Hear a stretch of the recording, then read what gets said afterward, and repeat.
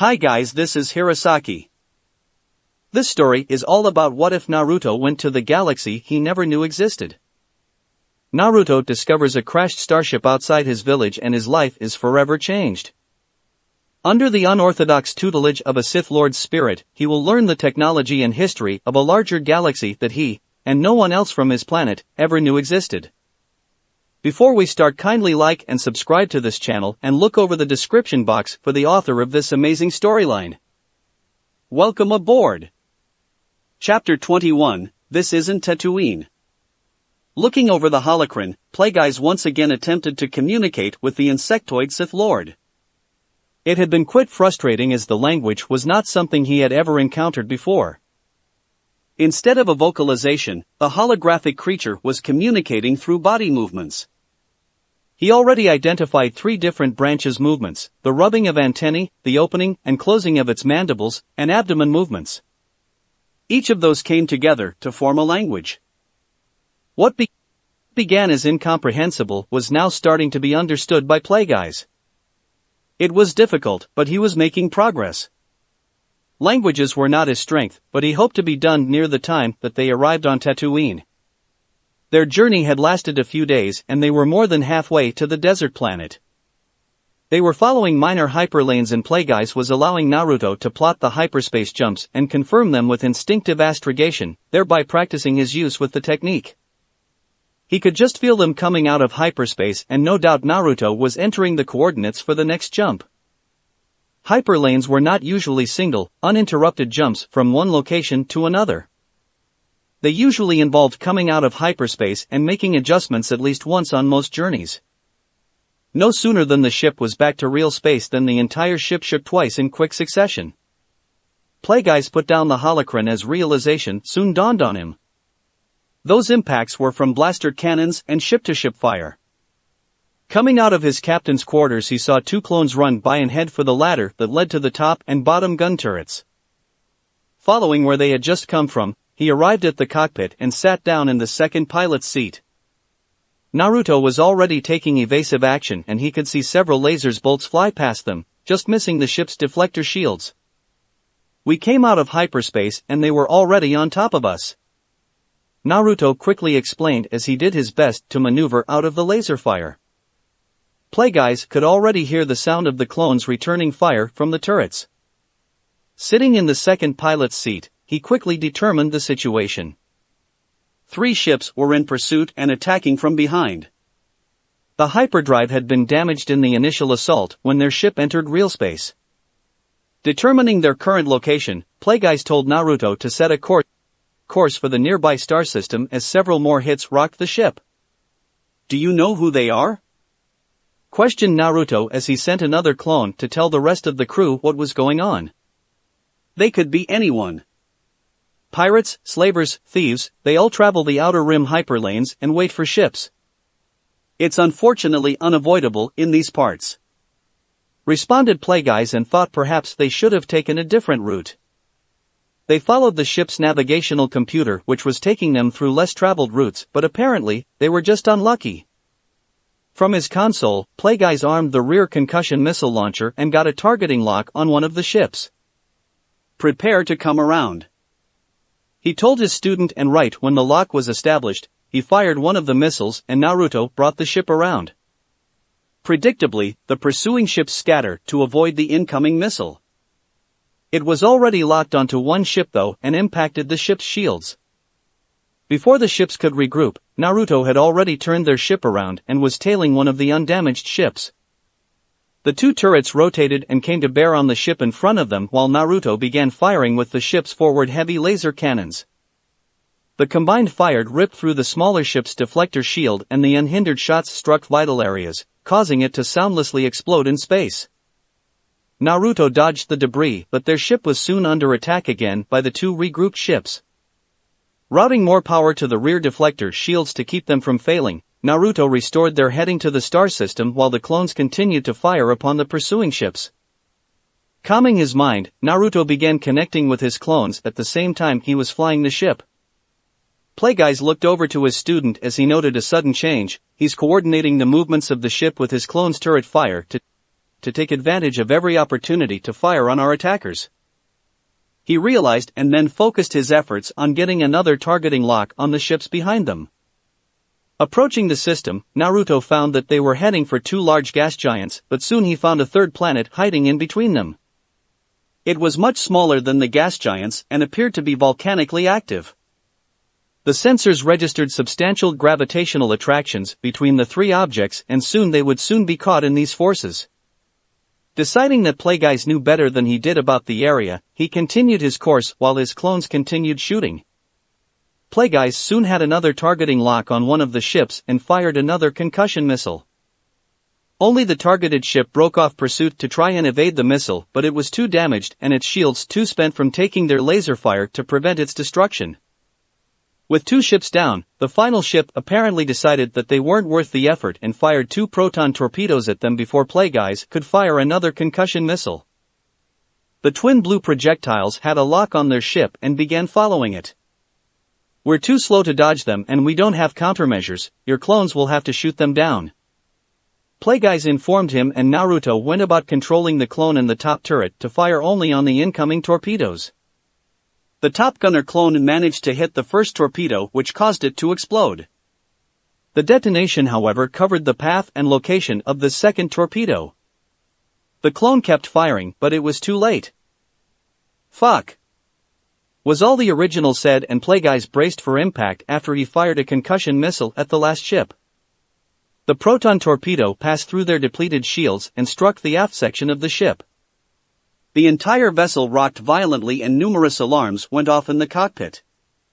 A flashing red light indicated that they had a hull breach, and another alarm told him that they were venting atmosphere. Naruto created a clone which ran to the back of the ship to access the damage. The running clone passed by the meeting table where all of the crew were strapped in. Even the original could hear Karen yelling, "We're gonna die." Getting to the engineering section, the clone could see a fire and both hear and feel the air leaving the ship. Doing the only practical thing, it closed door to the section and hoped the fire would be put out by the vacuum of space. The clone then dispelled to tell the original of what had happened. Checking through the systems, Naruto found that the ship was not coming apart and that they had survived the hit. Hyperdrive is down, hull breach, environmental systems are compensating, engines unresponsive, he said to himself as he went over the list. It wasn't until he got to the last item that he realized that they were still heading towards the planet. In fact, it was now quite large in the cockpit windows. Quickly going over the sensors, he found that they were trapped in its gravity as well as the gravity of the two gas giants that were close by. With the engines unresponsive, there was nothing he could do to stop their increasing descent into the planet's atmosphere. It was only a matter of time before they crashed. As soon as the others had been told what was happening by a clone, there was panic on the ship. All but the Demon Brothers were running around and dumping all of their possessions as well as their sealed cargo into the other escape pod. Suigetsu wasn't actually worried about the impending crash as much as he was about the planet they were headed for. It was a volcanic rock and he worried about dehydrating because of his technique. Karen would have laughed at the teen's fear, but she was far too panicked, and once everything she wanted to take with her was aboard the escape pod, she strapped herself in. Naruto remained in the pilot's chair as he looked at the dark clouds and partially obscured surface of the planet. As long as he could avoid the lava flows, and lava lakes, and active volcanoes, they should be fine. Most ships could take a beating, and he hoped theirs was one of those ships. Their previous ship survived an uncontrolled crash, so their chances seemed good. As the front of the ship seemingly ignited from the air resistance of entry into the atmosphere, he looked over and saw another fireball in the distance and knew it was the other ship. Plagueis' last missile hadn't destroyed them, but they appeared to be in the same situation. Naruto's attention returned to their situation as the ship began to shake as the turbulence increased and friction of the atmosphere increased. Plagueis soon returned to the cockpit after getting his items aboard the pod. Turning to his master, Naruto asked, "Did you plan for this?" He wasn't accusing Plagueis of anything sinister, but just wondering why they had plotted a course to the planet. Sitting in the seat and strapping Gato in, Plagueis replied, "Did I know that we would be hit by a torpedo?" "No, but I did foresee this or similar occurrences. As bad as this may seem, crashing to a planet is much better than being stranded in the void of space. Especially when I have considerable knowledge on the planet and its few inhabitants.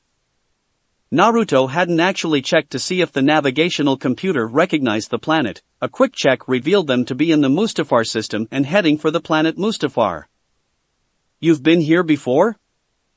he questioned, and Plagueis nodded as he focused on the controls and said, "We have to time this right in order to get the best landing site. We also need to level out the ship and try to slow or descent." Going through the sensors and the ship's computer, he computed where they would land on their current course and then began adjusting it to find better terrain.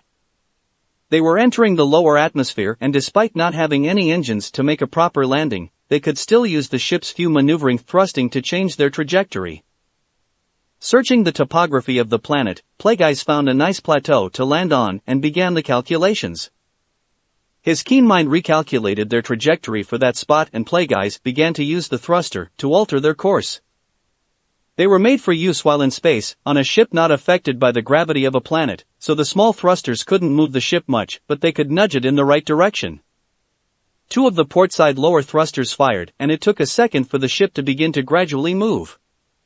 Plagueis eased off the thrust and the ship slowed to stay on the new course. As the ship came through the darkish-filled clouds of the planet, they saw the plateau, and Plagueis activated the bottom thrusters near the front of the ship thrusters to keep the nose up and level their landing. Passing over a river of lava, the ship continued on its course. The ground was coming up fast, but the nose started to lift slightly. At the last moment, Plagueis diverted power to the ship's bottom deflector and internal compensator to lessen their impact with the ground. The ship's deflector had both ray and particle shielding, and while the ray shielding wouldn't help them, the particle shielding would. The deflector shields scraped against the surface of the plateau first and quickly overloaded. Though they only lasted for a moment, the quick use of the shields lessened the contact of the ship's bottom hull with the rock of the plateau. Despite the internal compensator was working at full power, the entire crew felt a sharp jerk when the ship dug into the rock and their harnesses dug into them. The ship continuously shook from scraping against the rock, but they did start to slow. Looking ahead of them, Naruto began to see the edge of plateau and his eyes widened. Plagueis saw it as well, but there was nothing either of them could do. There was no way to slow down the ship any faster than what the friction with the surface of the plateau was doing. The edge of the plateau, however, kept getting closer, and they soon realized that they were going over. The ship flew off the edge of plateau and the shaking stopped. For a few moments the ship remained heading horizontally before it began dropping. The front of the ship began to dip forward and revealed to both pilots an empty canyon that they were headed straight for. No relief flooded over the pair, as despite the canyon not being filled with lava, they were still falling. "Brace for impact!" Naruto yelled through the ship's comms system, and a moment later the front of the ship impacted the rock of the canyon floor. Naruto blinked to try and relieve the double vision he was having. Though he could tell he was still sitting in the chair, he felt like he was being suspended in the air by the straps. To relieve some of the pressure from his chest, he absently unlatched his harness. The loss of the harness caused Naruto to fall forward. His chest hit the control panel, but his head kept going and smacked into the cockpit window. Groaning, he pulled his forehead off the window and tried his best to sit up in the dark cockpit. It seems the ship's artificial gravity is off, because there's no power to any systems. The ship is also sticking vertically upward with the bow in the ground and the stern up in the air. Plagueis informed him with the voice of the groggy Gato. "I wish you would have said something before I undid my straps." Naruto complained, and Plagueis replied, "I could use some assistance getting out of this chair." "What just happened to you might finish Gato off." Grabbing the armrest of his pilot's chair, Naruto steadied himself and stood on what surfaces he could. As he helped Plagueis out of the chair, he looked around to see what had happened. The cockpit appeared to be fine and the windows weren't even broken. Did the ground give way? He asked Plagueis, and looking through the windows, Plagueis examined their situation. No, the front of the ship broke through some lava tubes. replied Plagueyes as he moved Gato's body so the feet weren't on the console or damaged the ship's controls. Lava tubes? Naruto questioned as examined their situation. Looking out the window, he could only see rock all around them, but there appeared to be some tunnel systems that they had crashed into. Lava coming out of the surface crust will flow in a given direction. As it flows, the outer surface of the lava will cool while the inner contents stay at a much hotter temperature.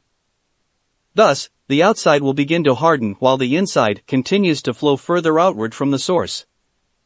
The structure may expand if the flow increases, but once the lava flow is done, the hardened outside will remain and create lava tubes. As more lava flows occur, the tubes may be covered up by further layers of cooled lava or tubes. It appears that the tubes prevented the ship from being damaged from the fall. Instead of striking solid ground, the front of the ship broke through layers of lava tubes and, to some degree, it cushioned the impact.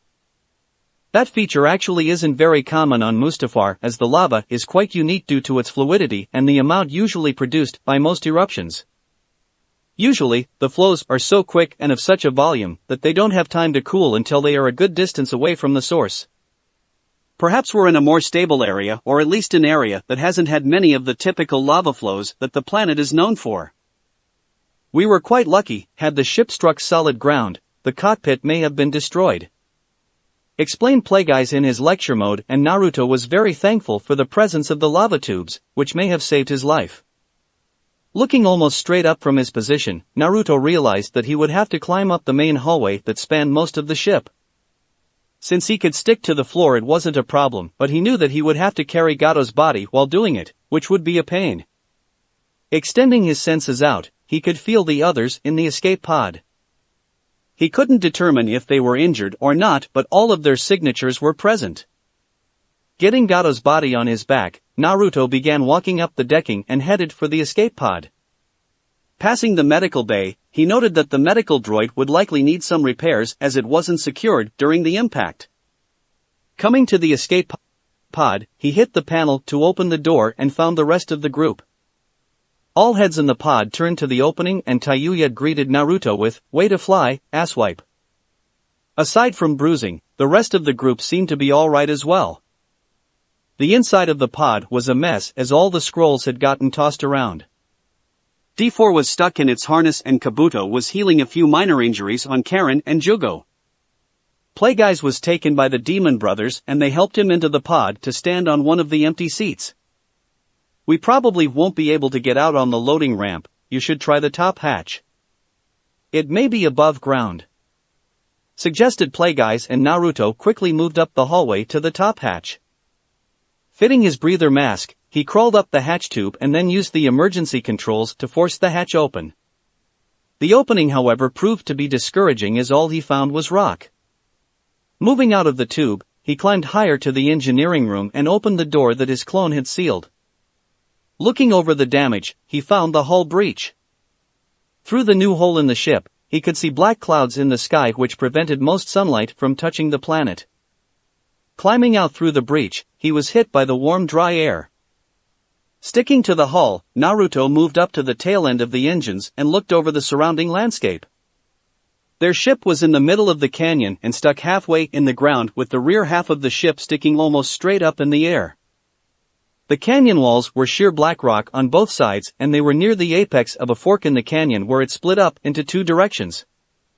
The canyon floor appeared to change elevation quite a bit and it was evident that they were in what had been a channel for flowing lava that had dried up or hadn't seen an eruption in a while.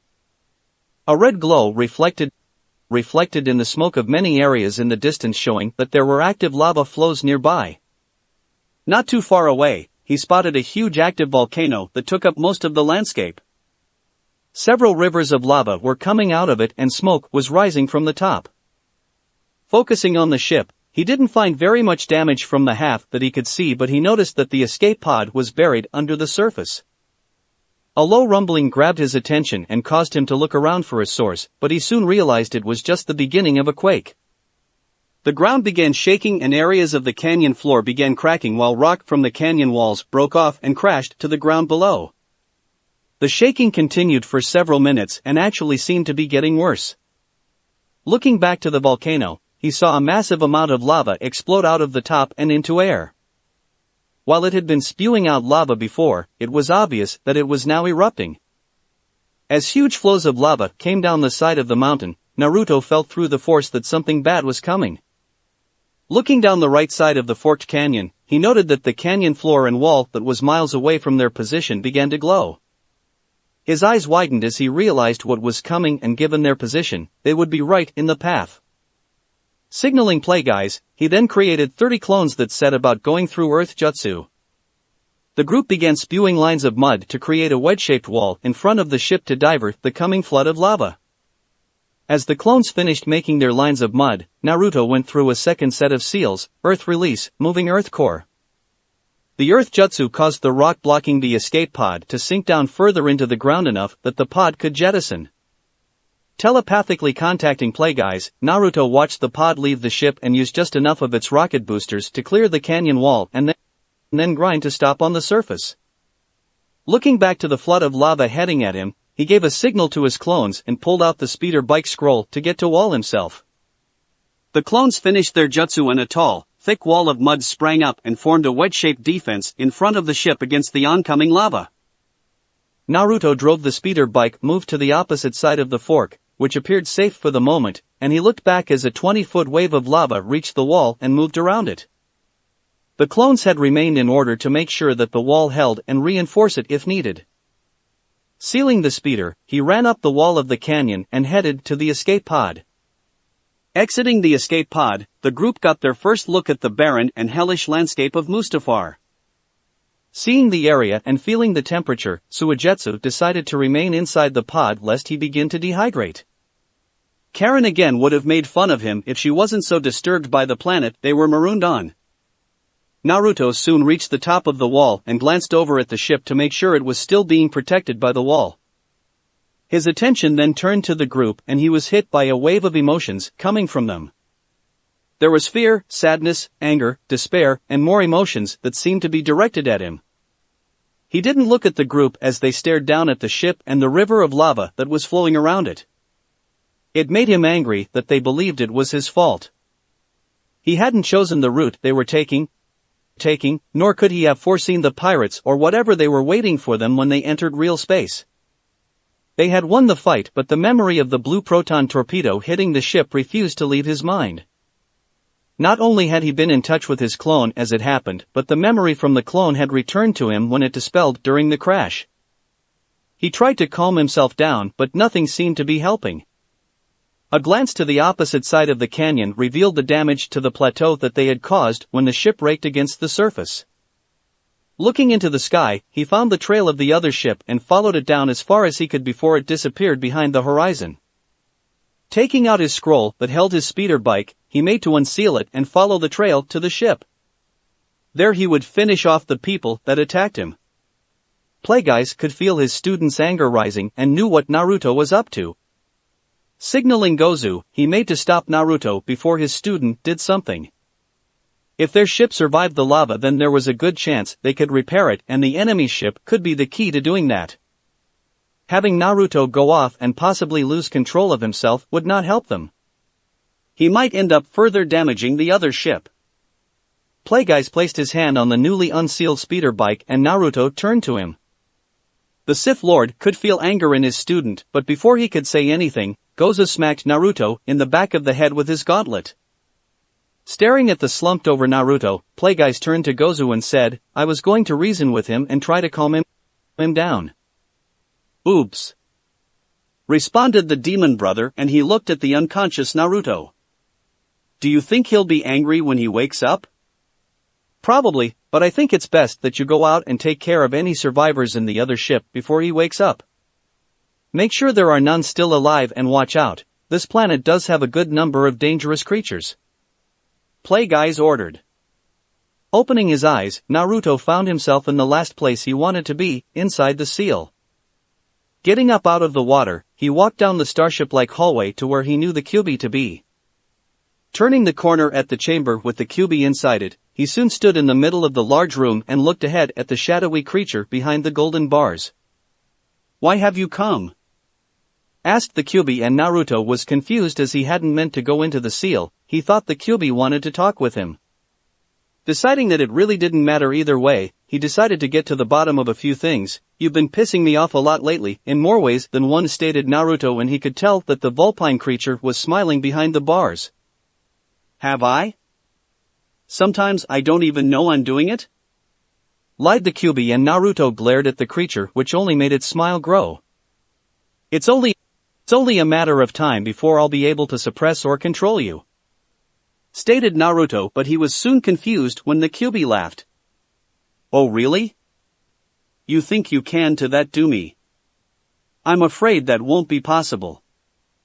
No matter what you use, there is nothing that you can do to control or suppress me." "Why not?"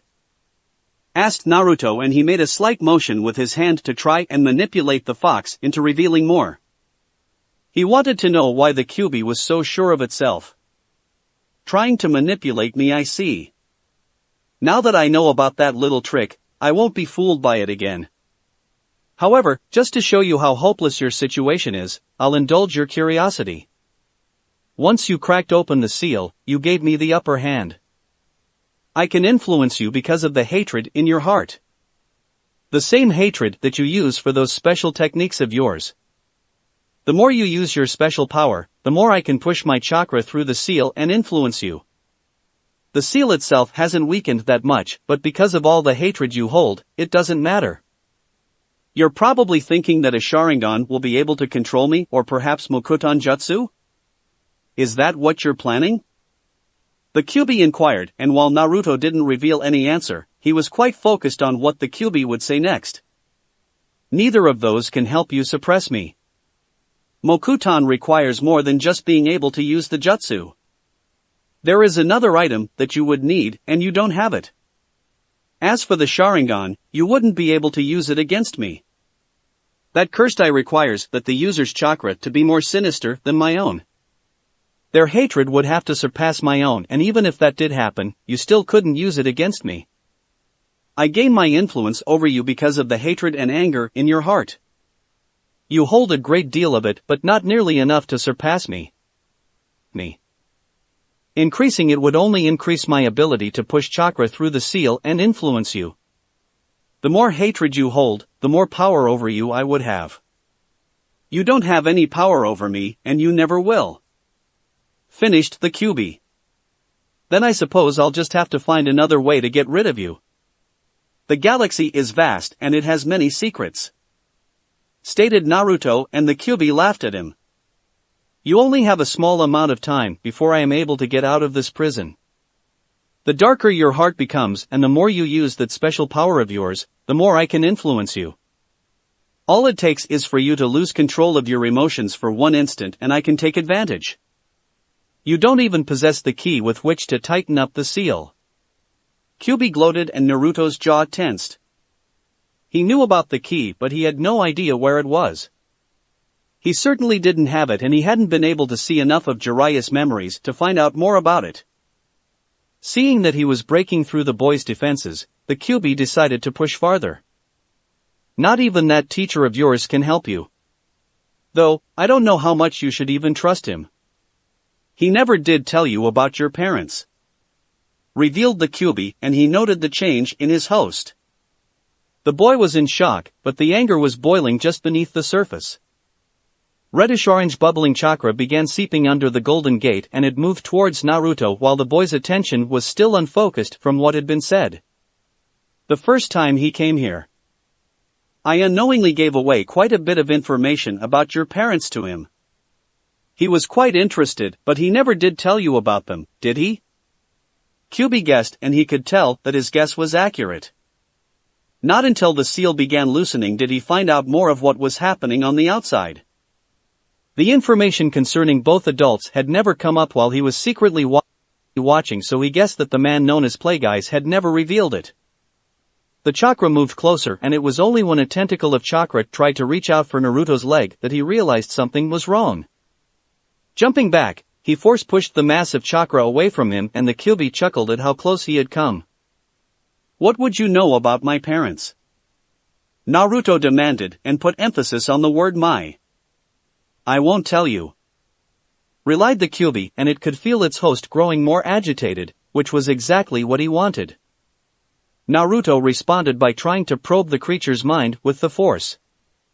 The Kyuubi's smile went away as it snarled from the attempt to intrude into its mind.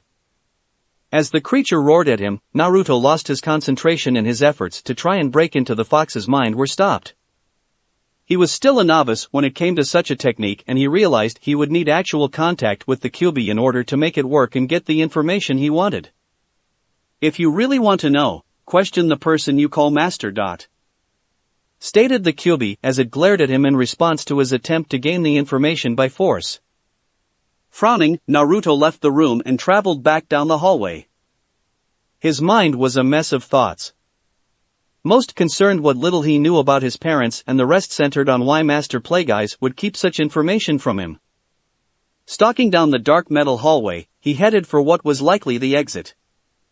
The farther he got from the chamber, the more he found that he could think more clearly. Confronting his master about the topic at that moment may not be the best course of action. Their situation on the planet was dire, and Plagueis said he knew a great deal about Mustafar. They would need to work together, and without any problems, in order to get off the planet. He had waited years to learn about his parents, and a person with information was apparently near him all the time, but just never willing to give it to him. He could broach, or demand, information when they were in a more favorable position on the planet. Trying to calm himself down, he walked through the dark shroud at the end of the hallway to come back to consciousness. Sitting in its cage, the Kyuubi was triumphant in its victory over the host. A conversation with the cloaked figure concerning the cursed Yondaime and Kushina could send the boy's emotions over the edge and be the catalyst that freed him from his cell. AST Kikari. The Red Republic Consular-class cruiser moved into docking position alongside the skyhook and extended a tube to attach to the station's airlock. Standing on the inside of the airlock stood two figures cloaked in brown robes. "You seem troubled," noted the taller figure, and he looked over to his Padawan. "I'm just not sure why we are needed here, Master Kagan. This seems like something the local authorities should investigate and not the Jedi. As far as I can see, it's just an isolated incident," responded Obi-Wan to the taller bearded man as they waited for the airlocks to sync up and open. A small smile formed on the Jedi Master as he nodded to the statement's logic. The Alsakan investors funding the research on the station felt that the local authorities would not be of any help. They used their political ties to have their Senate representative request the help of the Jedi to look into the matter. It's entirely possible that they just want the investigation to be as discreet as possible. I would imagine that it would be difficult enough to get researchers to travel all the way out here, but add in the possibility that they would be in danger and it might be difficult to keep the research going. This also wasn't just a random act of violence. Someone went to quite a bit of trouble to cover their tracks after the director of the station was killed. We seem to have quite a mystery on our hands. From the preliminary investigation, it appears that the director may have been involved in illegal activities. She was probably killed because of it," stated Obi-Wan. "Things aren't always what they appear, my young Padawan," was the wise response of the Kagan Jean. "Sometimes they are," countered Obi-Wan, but their conversation was ended by the opening of the airlock. "Mustafar." Naruto opened his eyes and sat up. He reached a hand to the back of his head and could feel the remnant of a lump there. Looking down at his chest, he found that several chakra-suppressing seals had been placed on his torso. "While you were out, your chakra began growing agitated. Kabuto just put those on a few moments ago." Naruto turned to see his master looking at him. Gato was seated on a piece of rock, and for a brief moment, Naruto let some of the emotion that he was feeling come out as stared at his master. Plagueis noticed the look and the emotion but said nothing as he tried to think of a reason for the look. The moment passed and Naruto made to get to his feet. "Why did you have Gozu knock me out?" he questioned, but it came out as more of a demand. "I didn't ask him to knock you out, there was a miscommunication. I did want him to restrain you if necessary. Your thoughts and emotions were running away from you again." You were so distracted that you didn't even notice someone coming up behind you until he had already struck. Playguys explained, and Naruto frowned at the truth in the statement. I was just going to go and deal with the other ship, Naruto informed him as an excuse. Did you really go to so much trouble to acquire a specialized and talented group so that they could sit around and watch you do everything? There was a reason for recruiting them, wasn't there? Playguys asked sarcastically, and Naruto inhaled sharply as he thought about forming a counter-statement. Until such time as you can better control your emotions, you will have to keep those seals on when you don't absolutely need to use your chakra. You may want to consider making a more permanent solution with Fuinjutsu. The others are starting to suspect something is wrong with you and are asking questions. I didn't tell them anything, but Karen is probably closer than the others to finding out about your tenant, Playguys informed him. Kami, damn it. Naruto cursed as he didn't want to give up his chakra but knew he might not be able to keep it in check, especially if he planned to ask Playguys about his parents later on. He also didn't want the others to know about the Kyuubi. Being out in the galaxy was supposed to be his chance to put those things behind him and start out fresh. Since you've been out, I sent the Demon Brothers to deal with the ship. They are already on their way back. Central Volcano is still erupting and likely will continue for the next couple of hours or perhaps even the next few days. The ship is still fine but unreachable to us given the river of lava that is still flowing around it. Playguys updated him. Deciding to put his other thoughts out of his mind until a better time, Naruto asked, how do you know so much about the planet? You even seem to even know the names for local features?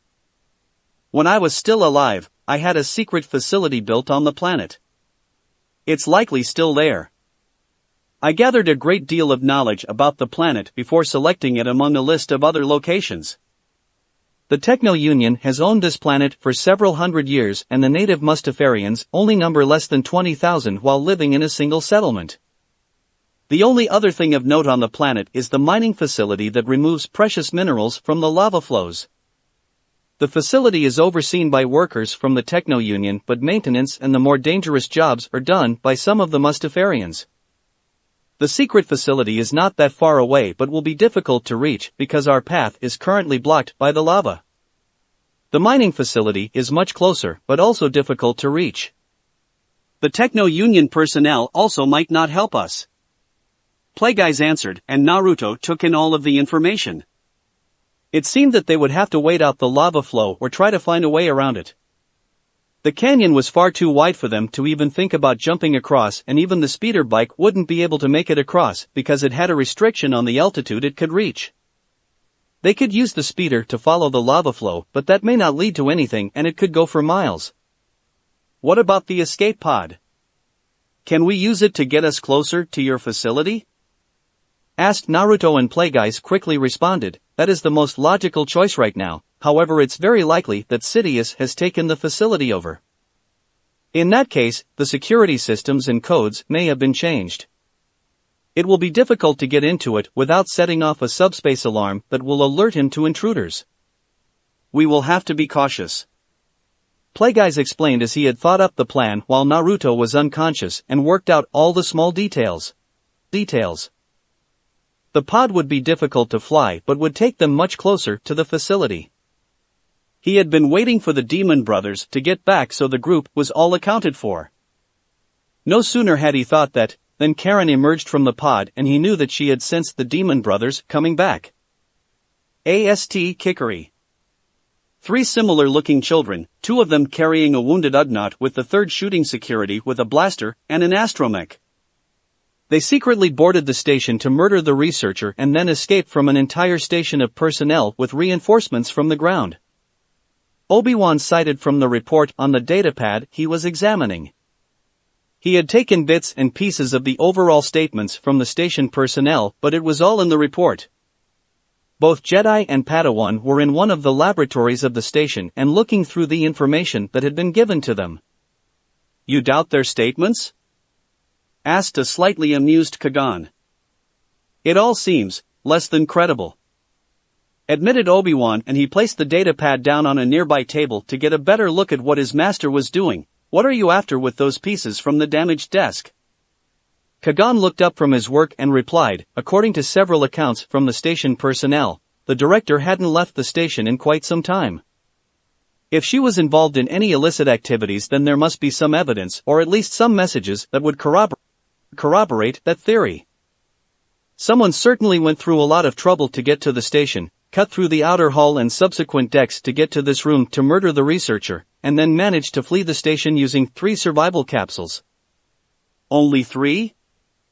Questioned Obi-Wan as he re-examined the contents of the datapad for the information. Finding the information, he asked, can you fit more than one person in a survival capsule? If there were 5 intruders on the station, then it made sense to find 5 capsules missing and not just 3. Only if they were indeed diminutive individuals, suggested Kagan as he finished piecing together the portions of communication systems from the desk. With just a few more adjustments, he should be able to see what messages the director was receiving and what she had been sending out. After Gozu and Meizu got back, the group piled into the escape pod again. While Playguys worked over the controls, Naruto focused on contacting the remainder of his clones, which had stayed at the ship to watch over the mud wall. They hadn't dispelled yet, and he was going to make use of them. Though the ship was safe inside the lava river, he was making the clones put Sith runes on the mud wall to keep the ship hidden from view. Playguys informed him of the possibility that the native inhabitants were already looking for the downed vessels. Most likely they wanted to scavenge the ships for useful items. Their ship had already been through enough, and if they were going to use it to get off the planet, then they would need to keep it from being scavenged as well. Finishing up his flight plan, Playguys closed the hatch on the escape pod. Everyone was crowded into the pod and scrolls covered the floors as well as the few unoccupied seats. The current short-term goal was to head to the secret facility and use it as a staging area for helping them get off the planet. Kabuto had used Earth Jutsu to raise the nose of the pod so they could take off at a good trajectory. The flight path that Playguys plugged into the ship's computer was to take them around the volcano and land, or rather crash, near his old facility. Initiating the controls for launch, Playguys got into one of the seats and the escape pod thrusters engaged. The ship shot off into the sky, and following the programmed flight path that Playguys had put into it, it leveled out and then began curving around the large volcano. The escape pod then straightened out again and headed for the location of the hideout. Looking around the pod, Naruto could tell that most of the group were not happy with the impending crash landing. The pod wasn't able to make a controlled landing, so they would have to crash, for a 3rd time that day. They soon began descending, and the nose of the pod elevated as they aimed for a relatively flat area on the surface. The initial impact with the ground jolted the whole ship and then slowly ground to a stop on the hard surface of the planet. Once the ship had stopped moving, each person began extracting themselves from the seat harnesses. Jugo was the closest to the door and hit the panel to open it. The landscape that greeted them was oddly similar to the one they had left. The only major differences were that the large volcano was now farther away in the distance and that the terrain was no longer flat but more mountainous. Looking around, Naruto found no evidence that any facility was near them. There were no signs of any man-made objects and only the extruded rocky surface. They appeared to have crashed on a relatively flat area but were mostly surrounded by higher hills and one mountain. The ground once again shook from the eruption and each person steadied themselves. With the tremor soon over, Playguys moved to the middle of the group and informed them, "We need to get to the top of his hill. The facility is inside the caldera." Each person's head turned to look at the feature and wondered how they were going to get all of their supplies up there. They had filled up all of the scrolls they had brought and the pod was filled with other belongings as well. Reorganizing them would take time and they would still have to carry more than a dozen large scrolls. Seeing the obvious problem, Naruto moved to the suppression seals on his chest and removed several of them. He noted the glances when he removed the seals, but he ignored them. Unsealing his few ninjutsu supplies, he went to work placing a seal on the hull of the escape pod. The seal would allow him to summon the escape pod so they could leave it there and transport it to them once they were inside the facility. Considering the climb, they left D4 inside the pod as well. The droid wouldn't be able to go anywhere on the rocky terrain and would have to wait for them to summon the pod. Moving to the base of the hill, Meizu grabbed Gato and then he began scaling the cliffside with the others close behind. Normally such a task wouldn't have been difficult, but the frequent tremors from the erupting volcano in the distance made it more treacherous. Naruto kept the suppression seals off of him so he could climb to the caldera much easier. It was doubtful that he would have a problem with the Kyuubi while climbing, and not having his chakra would make the trip much harder. As the group moved up the slope, the incline became steeper until they were running up an almost vertical cliffside. With the top coming up fast, Plagueeyes ordered them to slow down so he could look for any new security devices. He knew the layout and security systems he had put in when the facility was created, but he had no idea if Sidious had put anything else in place. Slowly, the ninja moved to the top of the hill. The top was a ring of rock that was 10 or more meters wide. Moving to the edge, they looked down into the bowl. Below them was the caldera, which was basically a bowl of volcanic activity. Lava, or more precisely magma, churned and bubbled in a large lake at the bottom. There were small trails of lava coming out of the sides of the caldera and trickling down below, but their attention was caught by the structure. A large metal facility was attached to the wall of the caldera. It was over half a dozen stories tall with 2 additional structures attached to the main building, though their purpose was unknown to most of the group. Several seconds passed by as they all stopped and stared at what was beneath them. It wouldn't be that difficult to get down to the facility, but making sure no alarm was sounded might be difficult. They would have to disable the communications, then the security and surveillance systems to make sure that their presence remained unnoticed by Sidious. Plagueeyes reached out Gato's arm and Meizu stuck a pair of electrobinoculars in his hand. Looking over the facility in detail, Plagueeyes examined it for any additional security measures. He had built the facility inside the caldera, which ironically was the best place to put it.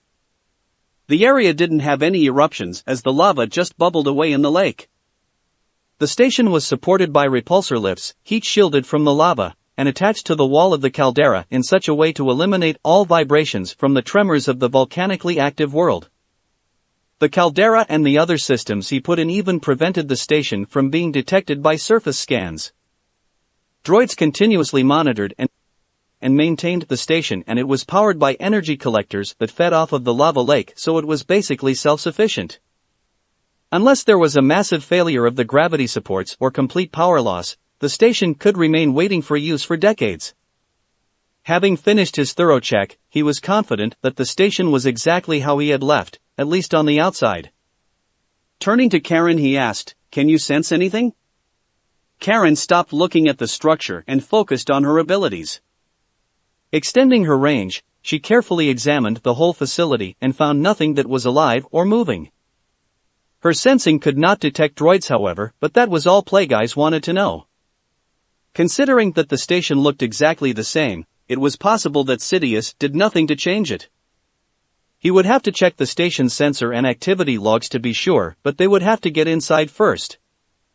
The control room would have everything that he needed, however, there was still the task of remaining undetected. Looking at the shelf, Obi-Wan patiently waited for the crime scene investigation droid to finish. Whatever was stored there should have left some kind of trace behind, even if it was too small for him to see. The droid should also be able to collect it, and then they could figure out what was taken or what had been stored there. While he was supervising the droid, Kagan was looking through the messages that were received by the deceased. The first message that the Jedi had found was definitely incriminating, and the Jedi Master had set about looking through all of the other ones to determine what the director may have been involved in. Obi-Wan really wasn't sure what the droid might find or what the message his master found would lead to. Any number of items could have been hidden inside the compartment, and the assignment had been anything but ordinary thus far. Nothing was making any sense to either of them. If Kagan had any good theories, he was keeping them to himself. The droid finished collecting any dust or other materials from the shelves and began its analysis. A few seconds later, it began explaining its finding. Obi-Wan listened to the listing of different minerals and rocks. When the droid was finished, he was left with only one thought: some kind of artifacts were kept there.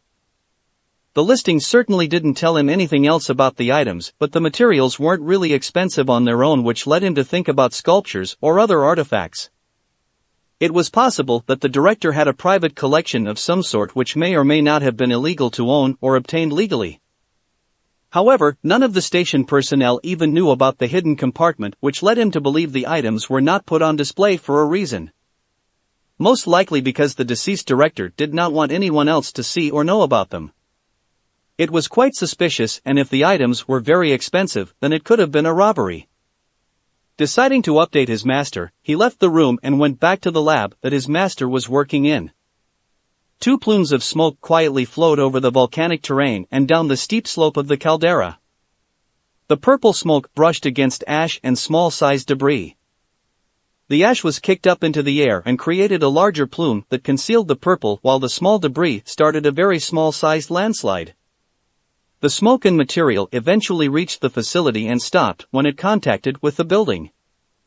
As the ashen plume began to disperse, the 2 plume of purple smoke moved through the shadows of the outside features on the metal building. They moved to the tallest level and to the antennae there. No sensors were tripped by their movement as the winding trails of smoke reached their target. They wouldn't trip any motion or typical scanning device.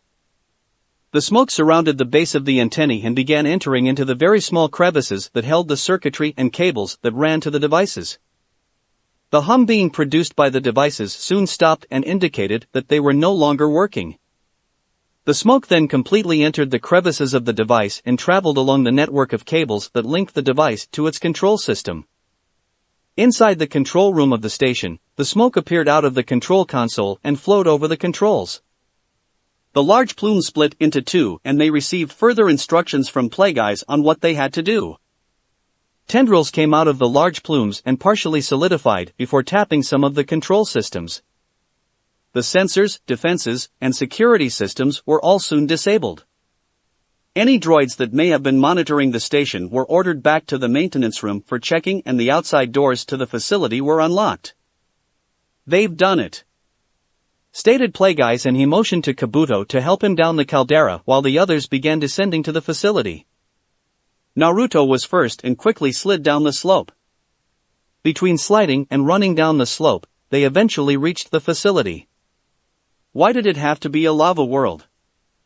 commented Suigetsu as he looked over the edge and frowned at the lake of lava below. He was already sweating profusely from the temperature of the planet, and now they were descending into a volcano. Taking a water container from his belt, he drank the last of the water he had on him. "This place is gonna be temperature controlled, right?" Suigetsu asked, as he really didn't want to sit inside of a hot building for the rest of their stay on the planet. "The facility can accommodate all of us for quite some time," Plagueyes stated as Kabuto reached the facility. He originally designed it as a place to teach acolytes the ways of the dark side, but he never got around to teaching any. The plan involved kidnapping Force-sensitive children, but he encountered problems as the information he needed was contained in the Jedi archives and he had no way of getting to it at the time without alerting the Jedi to the Sith's continued existence.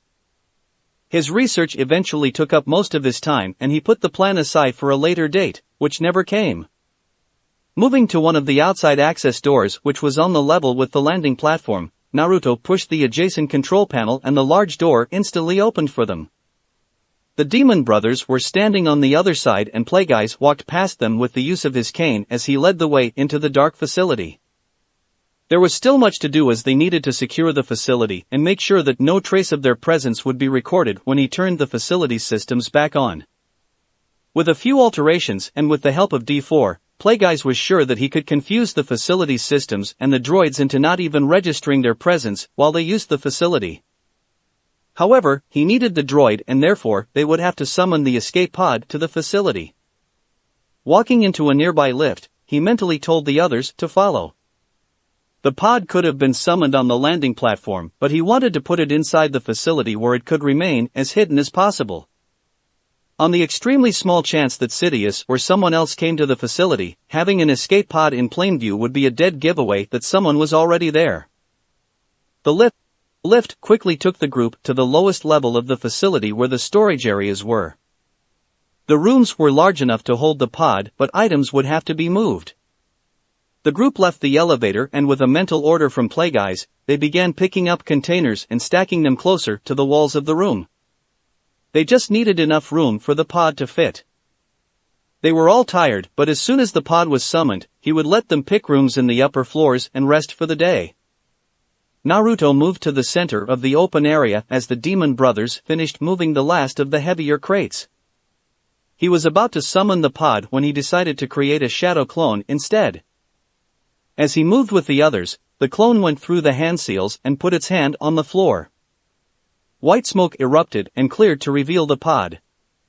Naruto grimaced at the memories that flooded back to him. The summoning had forced the clone up into the air and it was crushed against the ceiling. I'll have to remember that in the future, he thought and made a strong mental note of it. Jugo opened the pod door and with the help of Suigetsu, they got D4 out of the pod.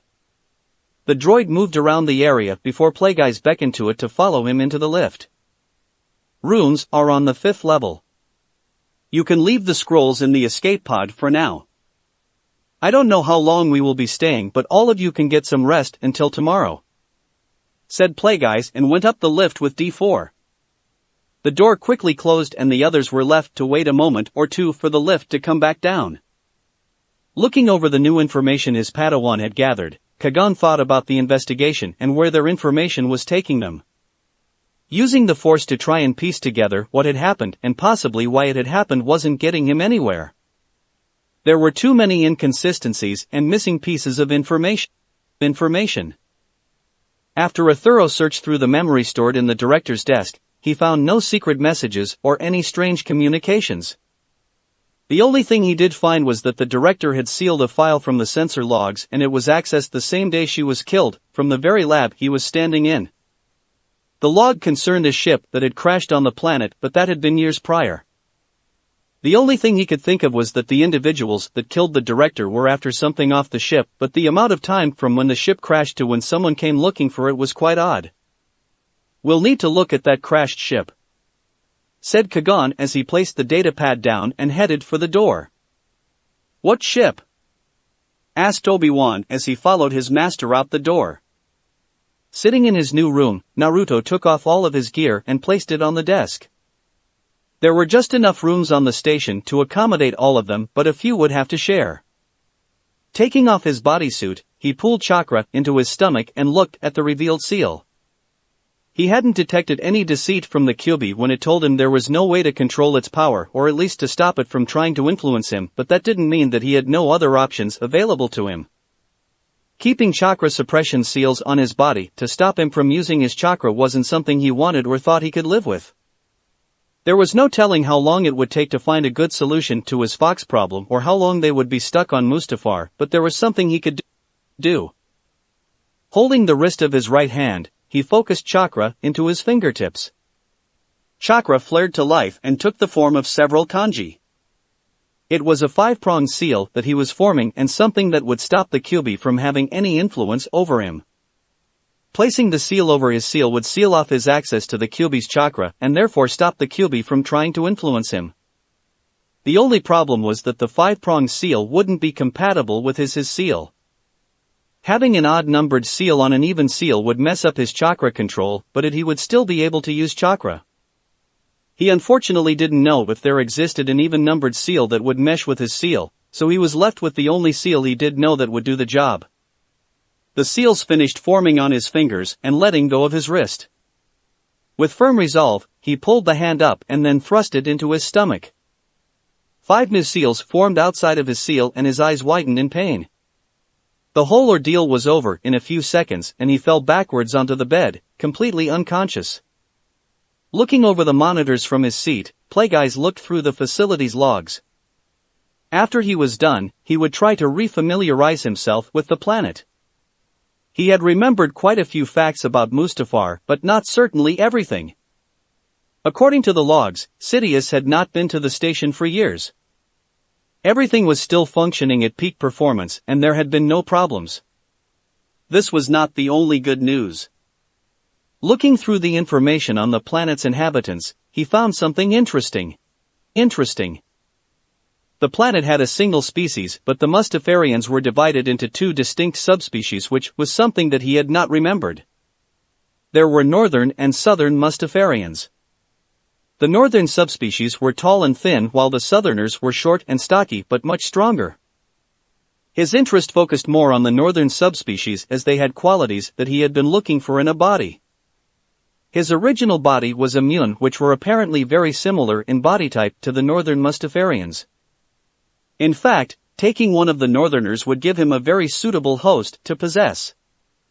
The added bonus of choosing a Mustafarian was their insectoid features. Their hard outer shell was made to protect them from the harsh environment, but it also protected them against standard blaster fire. I'll need to procure one of these northerners. Gato's body may not last the length of our stay on this planet. He noted and decided to send a few of the group out to scout for him. The majority of the planet's inhabitants still lived in the only city on the planet, which was called Fraladeja, so it wouldn't be that much trouble to spy on them. The beeping noises from the astromech made him turn in the chair and face the droid. DeFore was hooked up to the computer terminal and accessing all of the station's systems. They would need to wipe their presence from the logs and falsify all the information. The station's droids also needed to be programmed to go about their daily business while ignoring the new guests. From what he could gather and from looking back to his own console, the droid had already managed to forge the new logs, and it was currently altering the ship's systems and droids to ignore them. Let me know when the sensors can be turned back on. Plagueyes ordered, and the droid beeped in response. He had hoped to be on Tatooine by the following day, but they would again be delayed. It was an inconvenience, but hopefully the new body would make up for it. Once the eruptions had ceased, they would need to visit the ship and determine the damage. Few ships came to Mustafar, and the only ones that did were large cargo ships that belonged to the Techno-Union. They were too large to properly hijack and would be too cumbersome and too much of a target to take to Tatooine. The only viable option was to fix their current ship. They would have the other crashed ship to take parts from, since the Mustafarians wouldn't be interested in the ship, only its supplies and cargo. He just hoped that the damage to the Vulture wasn't too extensive. Well, that will certainly hinder our efforts, commented Obi-Wan as he stared at the ship they were after. Almost 2 decades ago, the ship had been hit by a meteor shower and crashed on the planet. Then, at some point after that, it had been salvaged and taken to a junkyard. The picked-apart shuttle was now sitting among other piles of junk. Without even looking inside the ship, they could already tell that most of its primary systems had been sold off and only the majority of the ship's damaged hull remained. We still need to see if we can find any of the components. Even just finding the navigation computer would give us something. Kagan reminded his Padawan and turned to the owner of the junkyard. We'll need to see your sales records. I don't keep any records, responded a green female Twi'lek as she stood with her arms crossed. She knew that neither of the two were likely to buy anything, but the Kikari city authorities had told her she was to cooperate with them. Of course, you don't, lamented the Padawan as he scaled the junk pile to look into the cockpit of the small ship. Everything appeared to have been stripped from the insides.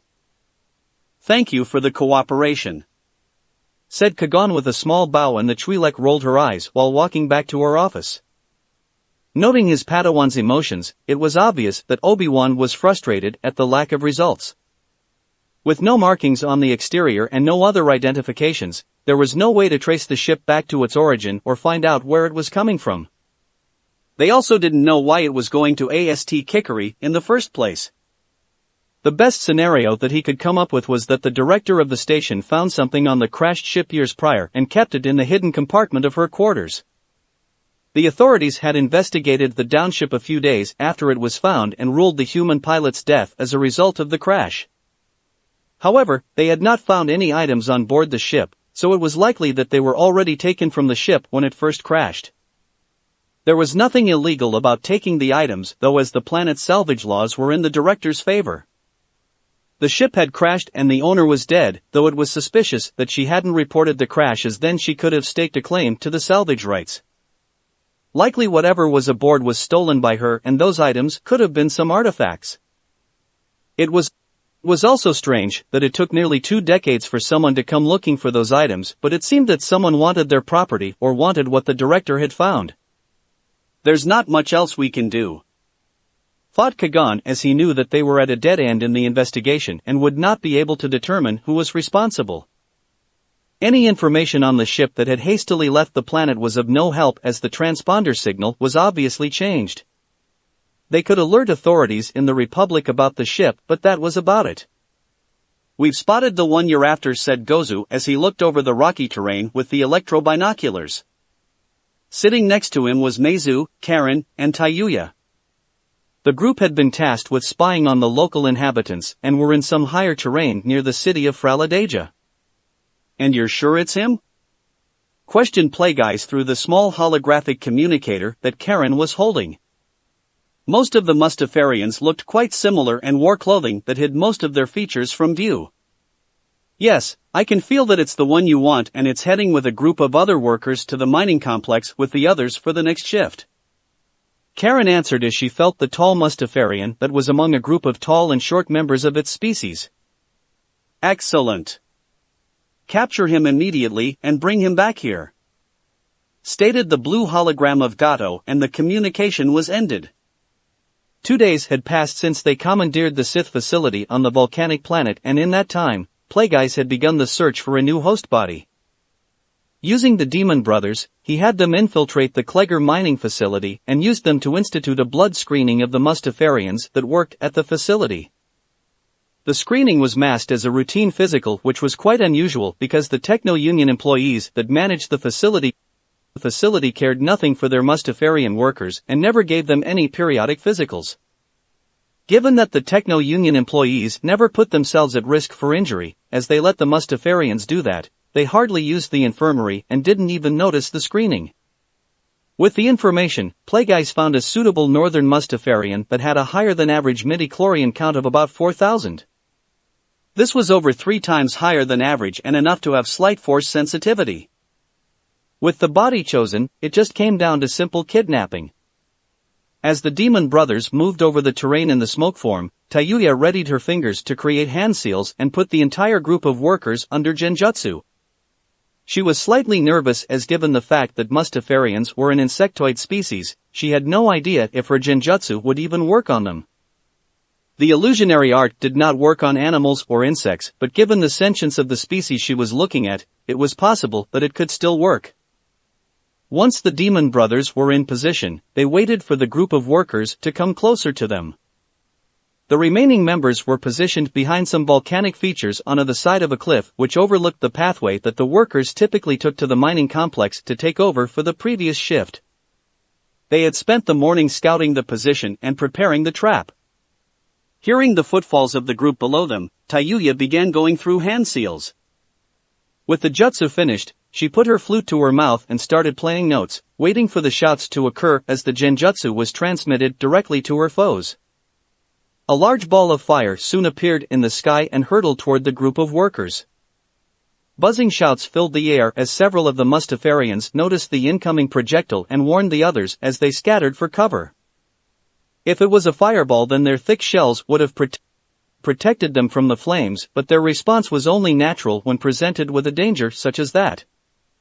In the chaos, 2 plumes of smoke came out from behind some rocks and wrapped around one of the tall subspecies.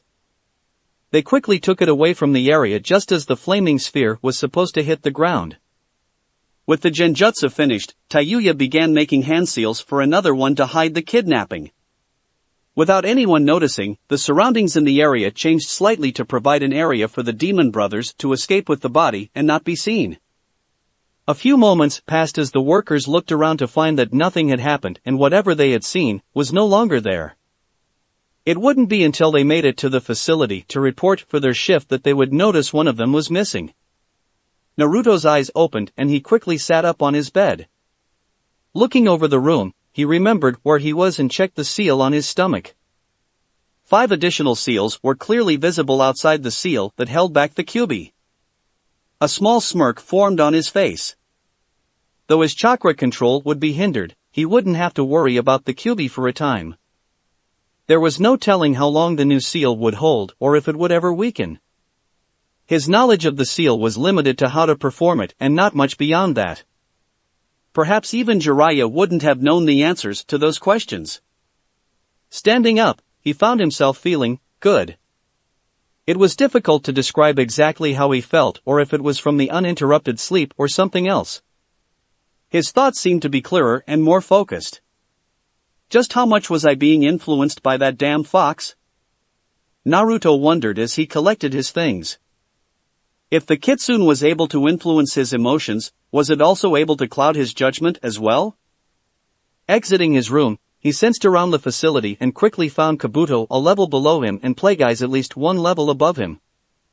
Jugo was apparently meditating on the station's landing pad and Suigetsu life signs appeared to be on the same floor as him. Where exactly the others were, he had no idea but decided to find out what was going on. Since Suigetsu was the closest, so he headed down the hallway. Walking past the rooms on either side of the metal corridor, he found an entryway and walked into what looked like a galley. Suigetsu looked up from the food ration he was eating and smiled. Spending all his time indoors was really making him bored. "So, you're finally up?" he said and leaned back in the chair, sipping on some of his drink. Naruto stopped moving towards the counter to look for something to eat and turned to the white-haired boy. "How long have I been asleep?" he asked and was quite curious at the possible answer. Suigetsu thought about the question and tallied some numbers in his head before answering, "Over 2 days." The surprise was evident on Naruto's face and it made Suigetsu chuckle. The surprise soon turned to a frown as Naruto searched for food and drink. Had he really been out that long? Then again, when he thought about it, the amount wasn't that surprising. He hadn't been sleeping very well during the travel from Ast Kikari. "Has anything happened since we arrived?" "Sure, but nothing that I've been able to take part in," commented Suigetsu with some annoyance and he glared at the food on the table. Though he certainly didn't want to say it, Naruto found himself asking anyway as he wanted to move the conversation forward and get to the more important matters. "And why is that? Have you seen it out there?" "The whole damn place is a giant volcano. I can't be out for more than 30 minutes before I start to sweat too much and need to head back in here to cool off and hydrate. And the worst part is every time I see that damn redhead, all she does is laugh at me and make comments about the heat outside," ranted Suigetsu. "I should have just gone straight to Master Plagueyes," thought Naruto as he tried to tune out most of the rant. It wasn't his job to make sure the others were comfortable or not depressed. He had problems of his own. "You're a Jinchuriki, aren't you?" was the serious statement from Suigetsu that brought Naruto out his thoughts and back into the conversation. It wasn't a question and the boy seemed to know it to be true. Naruto's whole body tensed as a short silence elapsed over the table they were sitting at. "I personally don't really care, but the others might, especially Karen. She's so insensitive at times. I doubt Jugo or the demon brothers would care either." "I'm guessing you did something more than those chakra suppression seals to keep it at bay," he said, and Naruto looked at him with some interest. "And how exactly do you know about Jinchuriki?" he questioned, and Suigetsu smirked. "Our Yandere Mizukage was a Jinchuriki. At times, some even thought he was being influenced by it, but no one could prove anything. Crazy bastard started a civil war to purge the bloodline users from the rest of Water Country." "You're not gonna go crazy on us too?" Suigetsu joked and Naruto glared back while didn't give a response. "This is really gonna suck. Being stuck in this metal building for who knows how long. Of course there would be something that could keep me distracted and take my mind off the situation." Suigetsu baited and Naruto wanted to sweat drop. All he wanted was basic information about what had been going on while he was unconscious. Deciding it was best to keep the conversation going to where he wanted it, he asked, "And what would that be?" "That sword you promised me. Something like the one on your back, only made for me," answered Suigetsu, and his eyes traveled to Naruto's sword. Naruto noticed the way Suigetsu was looking at the weapon again and countered with, "I suppose you know where a forge is so I could start working on it?" Realizing too late, Naruto lamented his comment as he realized the trap. There's more than one forge in the city on this planet. You've been looking into the city that Plagueis mentioned? Naruto asked with renewed interest in the conversation. Not me, but the others have, and they've even been to the mining facility. Revealed Suigetsu and continued with, so, about my sword. I don't suppose we've also become good friends with the locals? Naruto interrupted, but Suigetsu's smirk didn't leave his face as he said, not yet, but we will have something worked out pretty soon. Intrigued, Naruto pressed for more information and Suigetsu explained, Plagueis is taking a new body. He's already chosen one of the locals and the others are out kidnapping the thing right now. With the new body, he plans to coerce the locals into helping us with the ship. By the time Suigetsu was finished, Naruto was already out of his seat and heading down the hallway. Realizing he was leaving, Suigetsu shouted, Hey! What about my sword, damn it? Coming to the lift, Naruto was about to head up to the control room where he could feel Plagueis but stopped when he felt new signatures enter his range. He instantly recognized the rest of the group as they entered the facility but found one signature that he was unfamiliar with. That must be the new host that Master Plagueis is taking. He realized and decided to wait on the lift. There was no longer a rush to get to where he wanted to be as Plagueis was already taking the lift down to where Kabuto was. Knowing how much his master hated Gado's body as a host, he knew how eager Plagueis was to get a new body. The lift soon came back up and Naruto took it down to where the others were. They appeared to all be in the infirmary area and that was where he headed when the lift doors reopened. Walking down the hallway, he found most of the group standing outside the infirmary door as they waited for the process to be completed. Given how relatively easy it was for Plagueis to possess a new body, Naruto decided to wait outside the infirmary as well. He garnered a few looks from Tayuya, Karen, and the newly arriving Jugo but didn't look too much into it. Their thoughts contained mixed feelings about him, but he ignored it while his mind moved to other thoughts. Though he knew the reasons why Plagueis needed a new body, he couldn't help but wonder if it was due to how long they might be stranded on the planet. For all he knew, the large volcano on the planet was still erupting and the ship was damaged beyond repair. He hoped that wasn't the case, but it was a possibility. Looking to the infirmary doors, he could feel his master's spirit move out of Gado and into the new body. He hadn't gotten a chance to look at the new body and knew it would take some adjusting. His senses alerted him to movement inside the room and soon the infirmary door opened. Inspecting the body, Plagueis moved around the infirmary table that it was lying on. The Mustafarian was still unconscious with quite a bit of trauma to its head, no doubt courtesy of one of the demon brothers. The body was over 7 foot tall with long arms and legs, both reminiscent of his own species. Both arms and legs appeared to have cybernetic enhancements to increase their strength to likely compensate for weakness due to the length. Those modifications will come in quite useful and I can already tell that Kabuto is incredibly interested in them. He noted as he could see Kabuto looking over some initial scans of the cybernetic augmentation. Moving to an empty table, Kabuto moved forward and helped Plagueis get Gado's body up onto the flat metal surface. Holding out Gado's arm, Kabuto unsealed the holocron in the storage seal and held it while giving it a once-over before placing it on the chest of the new body. Plagueis' spirit soon exited Gado's body and moved to the Mustafarian.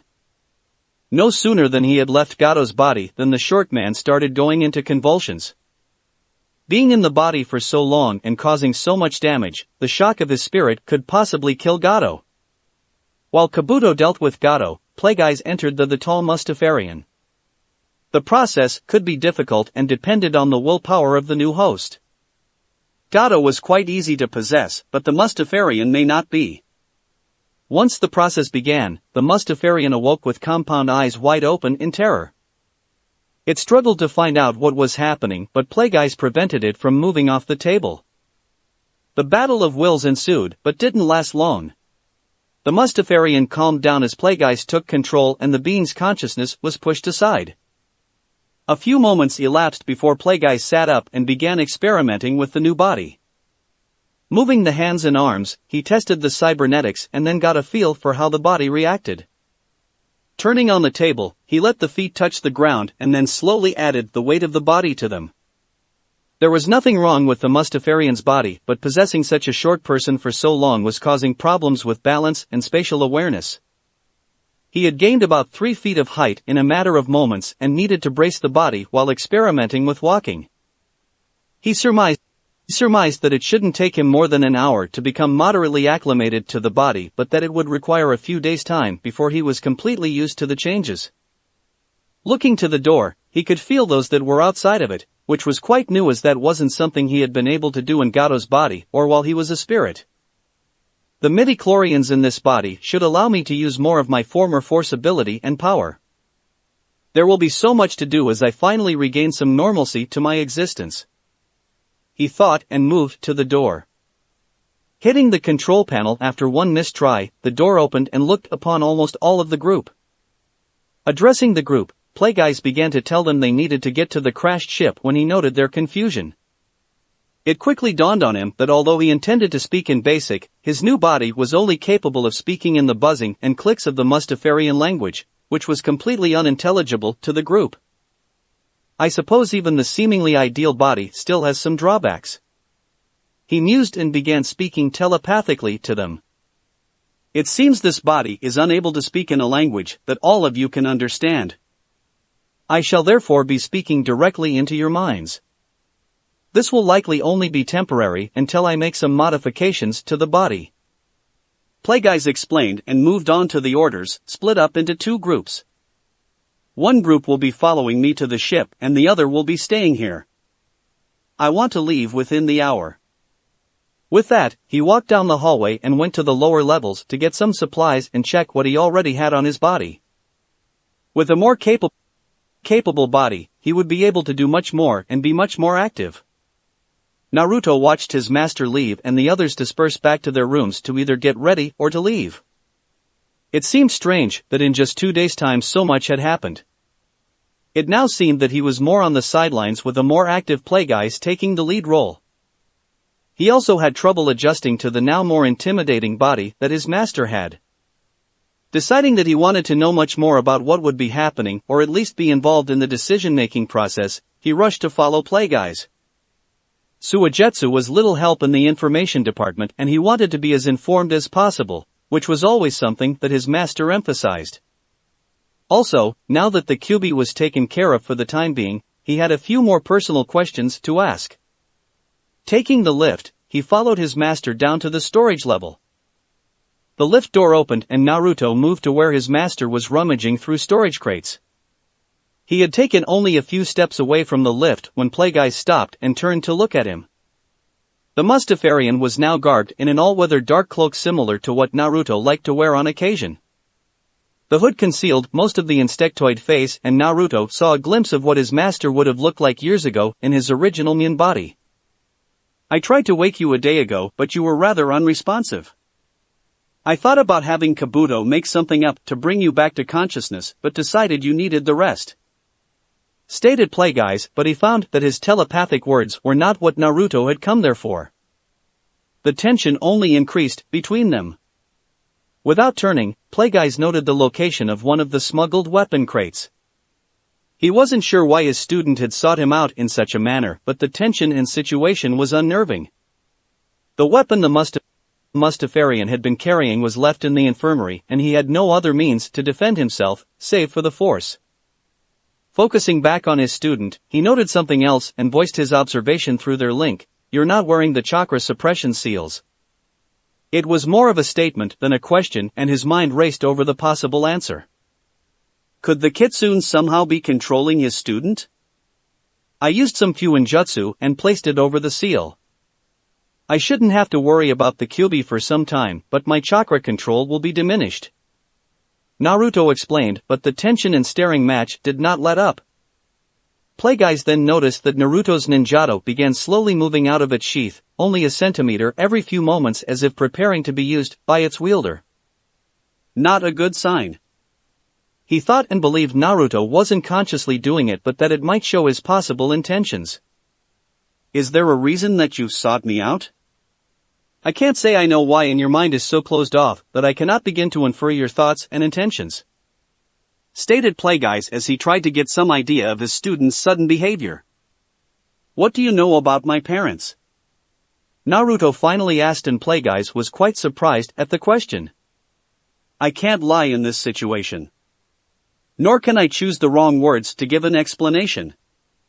Plagueyes realized, and his mind raced to come up with what he would say. "I only know what little I could get out of the vulpine creature sealed inside you," admitted Plagueyes, and he could feel his student's anger growing. What was once a controlled and sealed-off mind was now brimming with emotions and thought. "Yet you didn't see fit to inform me of any of it?" countered Naruto. "Yes, that is correct," Plagueyes freely admitted, and continued, "Keeping information from you isn't really lying, or it isn't according to my definition of lying. You asked the Sandaime many times about your parents, and he lied to you. Now you are asking me about them for the first time, and I have told you I knew about them, and I will tell you everything that I know." "Why? What would you have done with the information if I had told you about them when you were a young boy? Would you have killed those that lied to you? Sought out every bit of information about them that you could? I had to protect the ship and keep it from being found, and that also meant that I had to keep things from you. From my perspective, you were as much an asset as you were a liability," said Plagueyes, and Naruto instantly demanded, "A liability? You first used the Kyuubi's chakra while still in Konoha. Did it happen at the same moment you learned of your parents?" he asked, and Naruto's thoughts confirmed what he thought. "I needed someone to help me. You were trustworthy, loyal, and an excellent student, but with the Kyuubi inside of you, there was always a risk. I was always wary of its power and what influence it might have over you. Recent events have unfortunately proven me correct. That is why you are a liability. The very things I taught you about harnessing your negative emotions seem to allow the creature to push you over the edge. The power contained inside of you is vast and dangerous. Without control, power is worthless and would be just as likely to destroy the wielder or those around them than to defeat his enemies. I didn't want to get found out while we were on Ibanez, and I still don't want to get found out while building up our resources in the Outer Rim. I admit, there were chances to tell you about your parents, but I didn't. There was too much risk to my plans. You might have tipped off someone about knowing who your parents were, and then they would want to know where you learned it. There were a host of problems with revealing that information to you. Then we had to deal with Akatsuki once we left the village, which only made things more complicated. I even entertained the thought that you might turn against me or not want to help me get back to the galaxy. I initially had to deal with you possibly ruining my plans if I told you, and later the possibility of you turning against me. In the end, I never ended up telling you because you seemed so determined to put everything behind you. Pushing forward into the galaxy was something that motivated you, and telling you might weaken your resolve to leave the planet," finished Plagueyes as he tried to explain his reasoning for his decisions. It had been more than half a century since he had to explain himself to someone. The last time it had happened was when he was being trained by his own master. If it was a young Sidious standing before him, he wouldn't have cared. He would have punished the boy for questioning and doubting him. But it was Naruto standing opposite him, and despite all his training and time as a Sith, he found himself acting differently.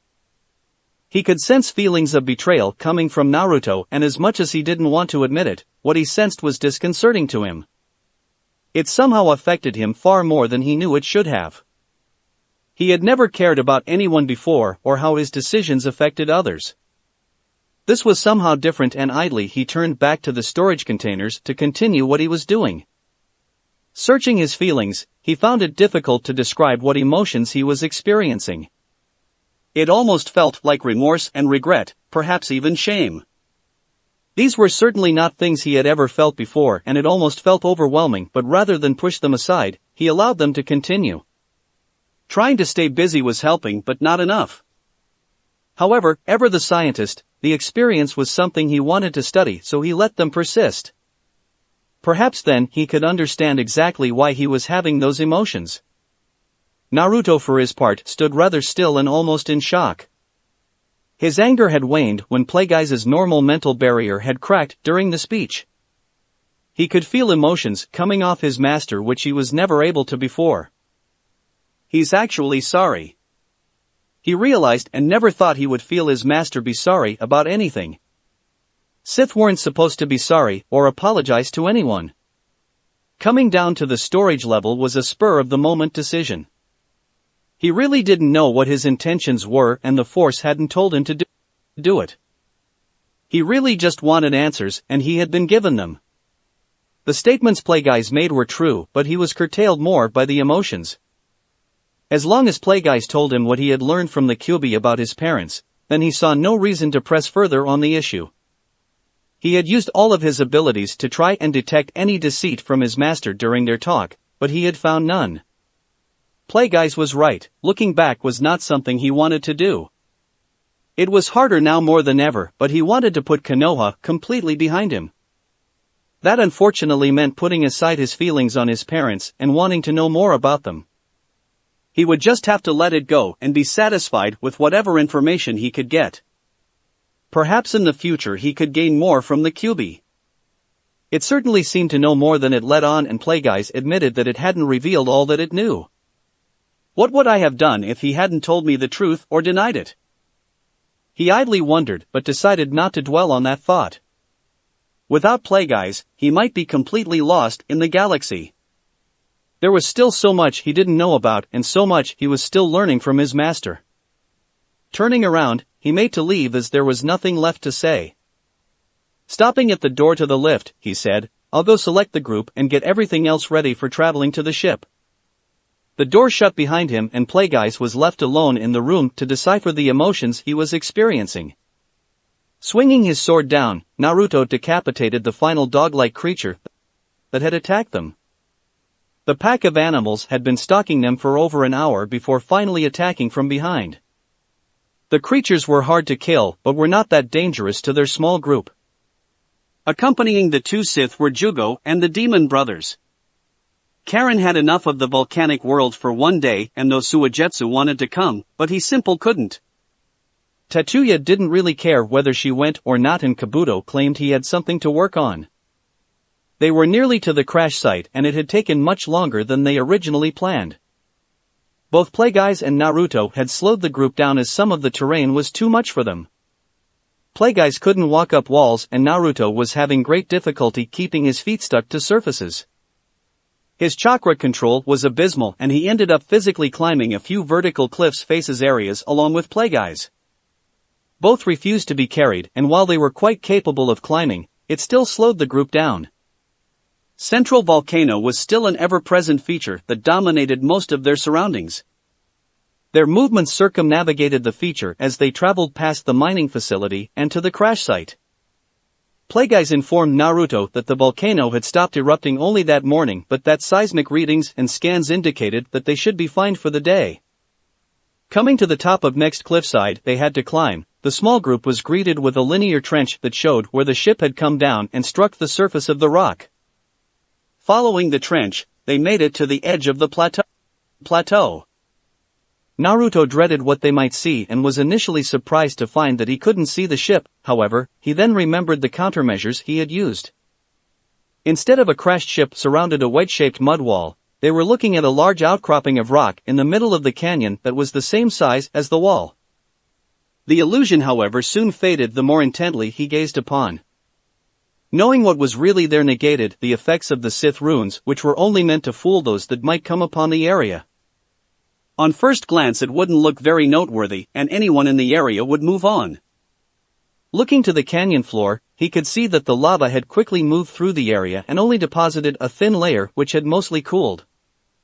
While Jugo and the Demon Brothers swiftly moved down to the valley floor, Plagueis and Naruto were forced to take the journey in several controlled jumps until the ground had leveled out. To get to the ship, Naruto went through some hand seals and spewed a stream of water in front of them in the direction they wanted to go. The water sizzled on the surface and quickly evaporated but left the surface a little cooler.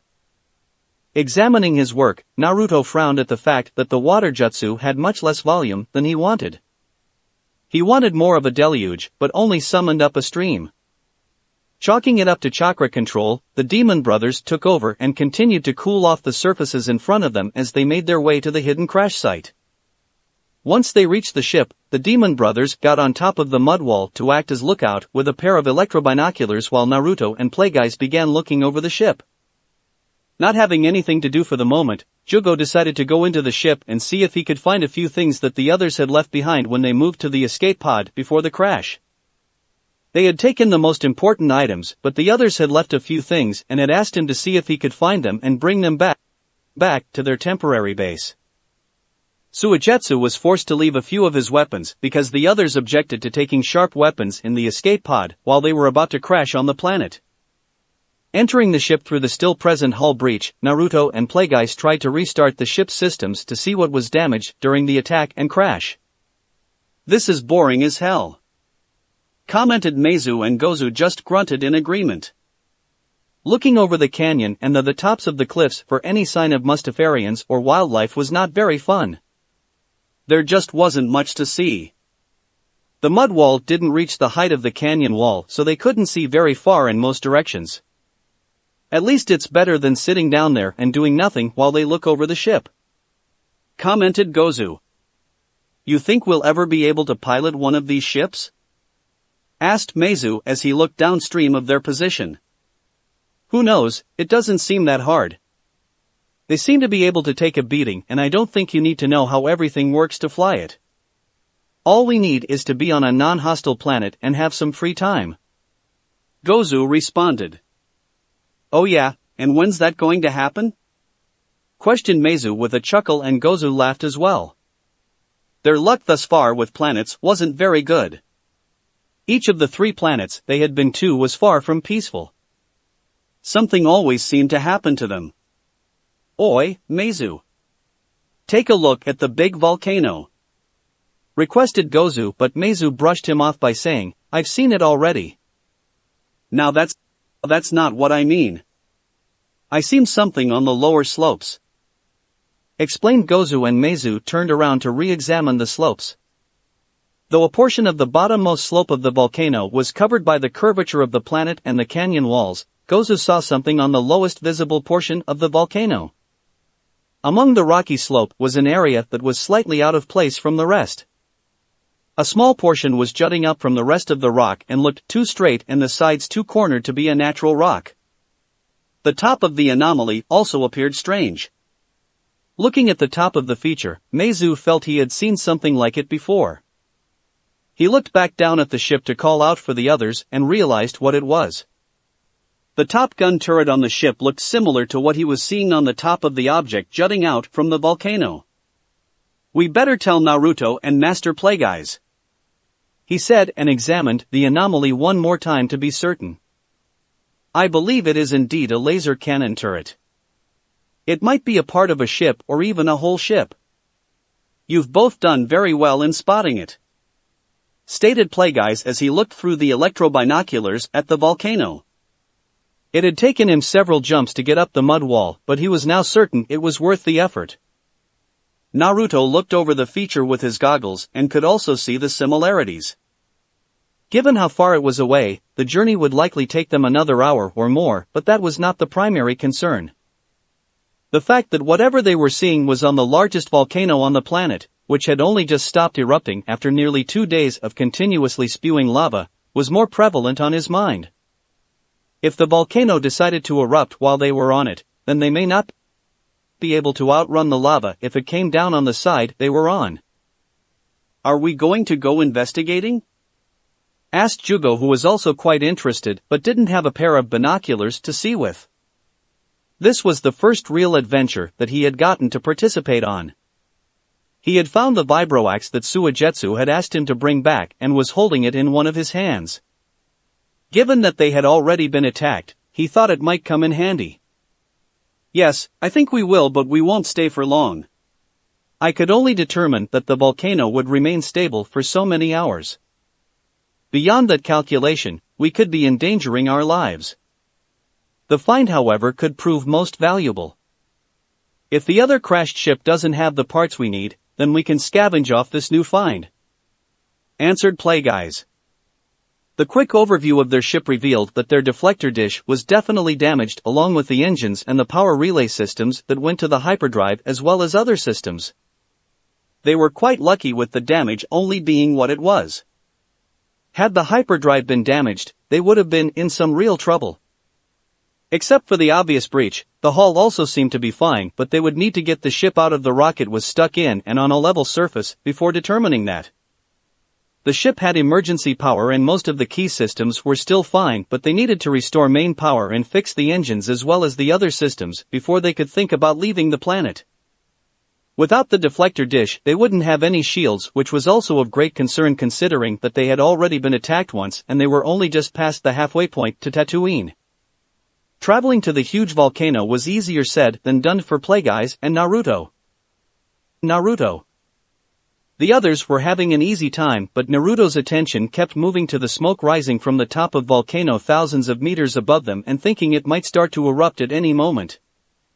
Eventually, they made it to what the demon brothers had seen. They were still only a slightly up the long sloping side of the volcano. In their area, the incline wasn't very steep, but the ground was treacherous.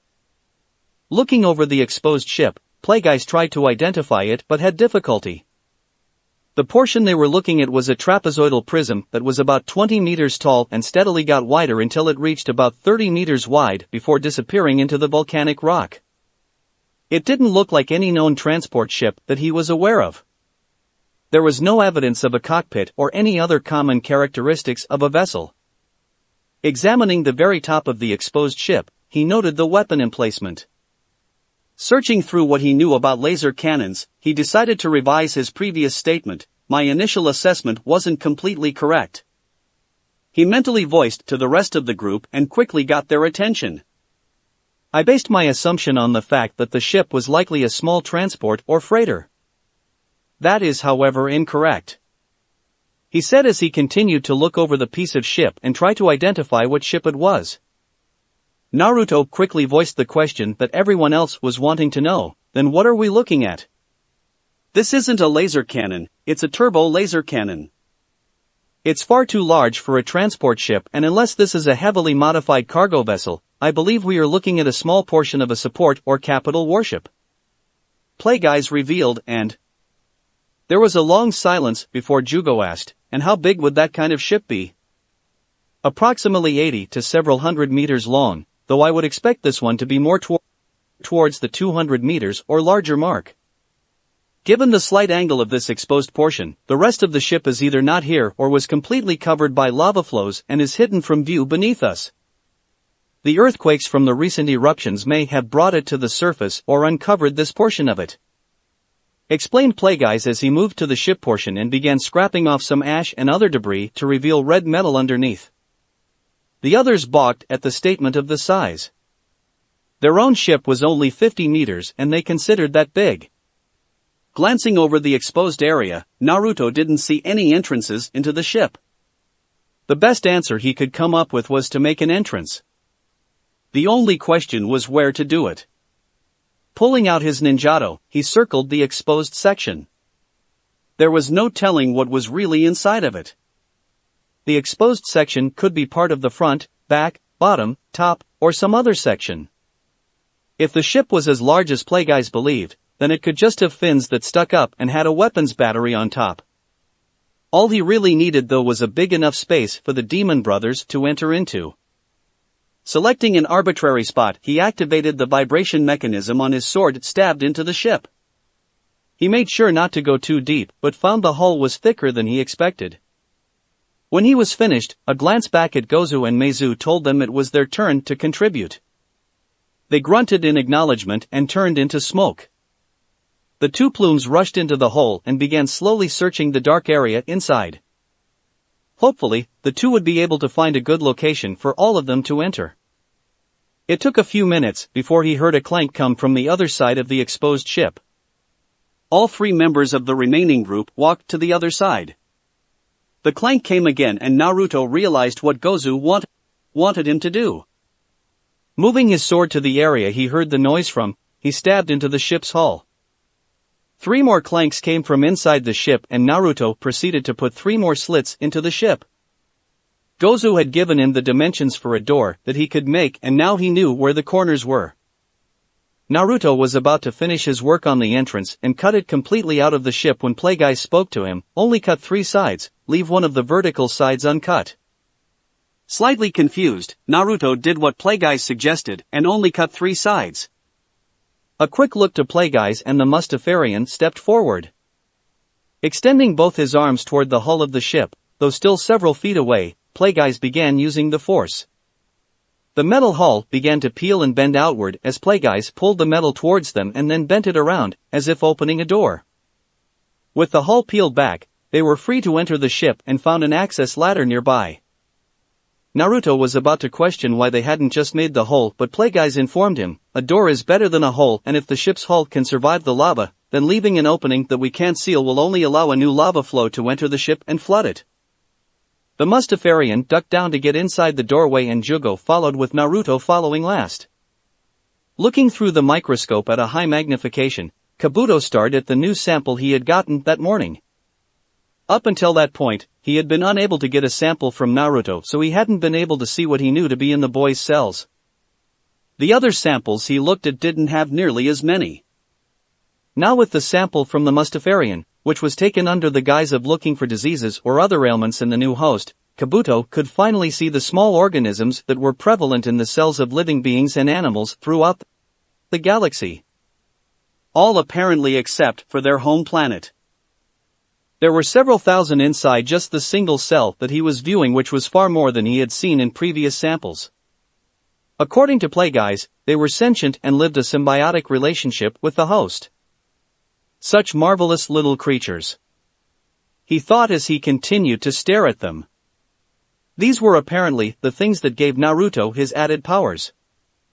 What all those powers were he still had yet to determine, but perhaps in time he would be able to find out more and ask the questions he really wanted to answer.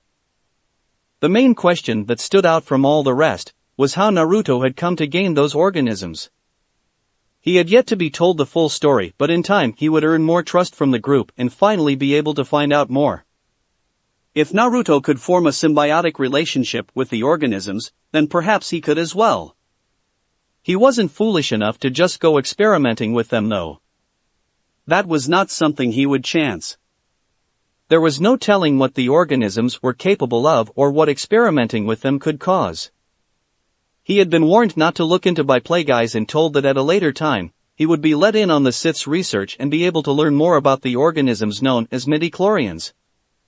His own thoughts and questions continued to eat away at him, but he resolved to wait. Thus far, the galaxy had turned out better than he had imagined. Remembering back to Snow Country, his actions seemed so foolish. The knowledge and discoveries the galaxy had to offer were even greater than anything he had been working on with Orochimaru. His former master's work seemed too dull and insignificant by comparison to what was now available to him.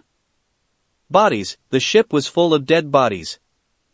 Well, skeletons to be exact. Despite being inside the ship, the flesh had decomposed at some point and left bones along with a mess on the floor. Remains littered the floors of the hallways in the area they were in. Without a proper examination, it was difficult to determine exactly how they died, but Plagueis was sure that it was through violence or other physical means. There were many scorch marks from blaster fire, but not all the bodies they passed seemed to be killed with those weapons.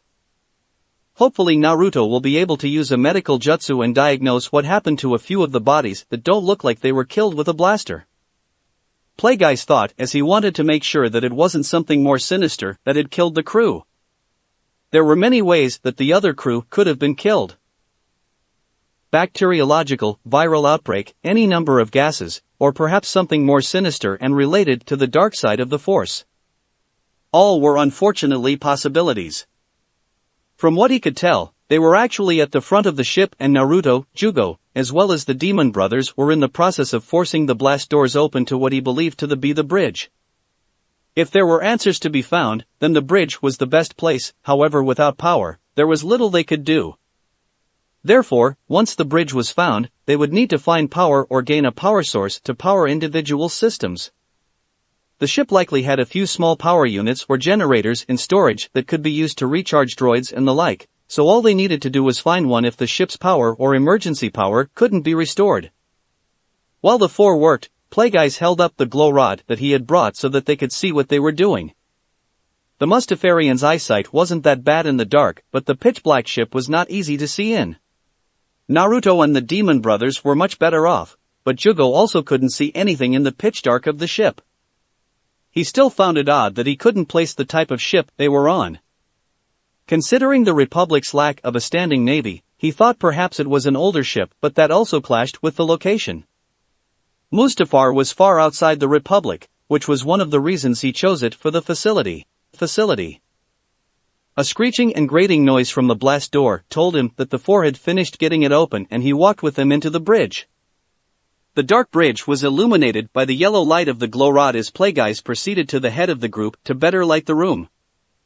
Several more bodies adorned the floor near the adjacent control stations that operated the ship.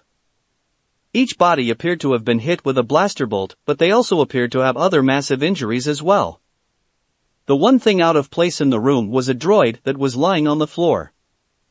Plagueis directed the light on the droid, but found that he couldn't place its model. The droid shell appeared to be in reddish-orange, or perhaps it was just rusted. It also had quite a few scorch marks on its body, and a blaster was firmly gripped in its hand. Given its position in the room, it was possible that the droid was responsible for the deaths in the bridge, but he couldn't be sure about that. Naruto moved to several of the control stations and tried to activate them, but everything was dead. Turning around, he found his master staring at and examining a damaged droid on the floor.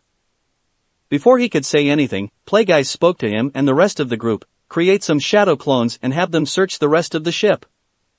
We will be staying here for the time being. The clones should head to the reactor room and contact you when they find it, or look for a small power generator in the rooms of the ship. I'd also like you to bring one of the bodies back that wasn't obviously killed by blaster fire," stated Plagueis, and Naruto put his hands into a cross-shaped seal to form a group of clones. The results were less than he desired. He only managed to create half as many clones as he wanted, so he had to repeat the process. Using his link, he sent them out to complete the tasks. While the clones filed out of the bridge, the others chose a few of the open chairs and waited. It didn't take long for two clones to return with the set of remains that Plagueis had asked for.